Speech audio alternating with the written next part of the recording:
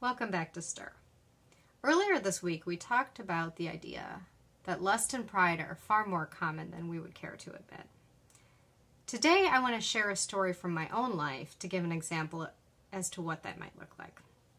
Now, when I was in my early 20s, I was in a very serious and very dysfunctional relationship. Despite countless signs that this was not a good match, I was absolutely determined that this was my path. After all, this person shared my faith, they shared my church.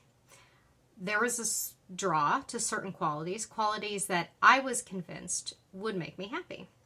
And despite all evidence that the relationship should not move forward, I was seemingly deterred by nothing. Truly, nothing. So every 4 to 5 years or so, usually when I'm packing up for a move, I stumble upon the journal from that time period and I'll skim some of the entries. And every single time I do, I am dumbfounded. I'm writing a couple of months before the would-be wedding, which thanks to God never happened. And I was utterly miserable. Anyone in their right mind who was experiencing what I was experiencing should have been running in the opposite direction. It should have looked at the evidence and said, this is not the right path, these are not good fruits, and I need to get out of here.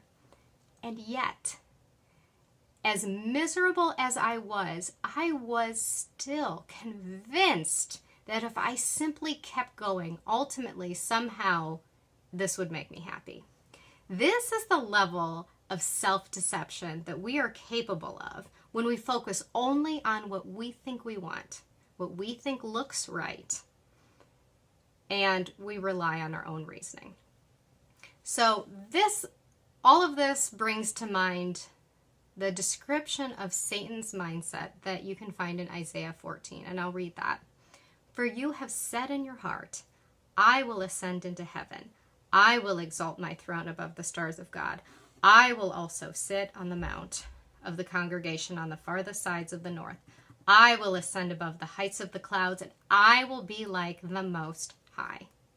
Now, most of us would never dream of thinking this, much less saying this. But how many times with our actions and our attitudes do we essentially say to God, I don't need you. I've got this handled. I know what I'm doing. How many times do we convince ourselves that our desires are good despite the fruits? How many times do we justify our actions instead of humbly seeking God's guidance?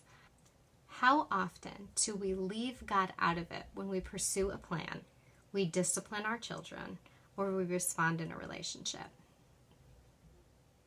How often do we essentially exalt ourselves above God or attempt to remake him in our own image? For me, I will say it is far more often than I'd care to admit.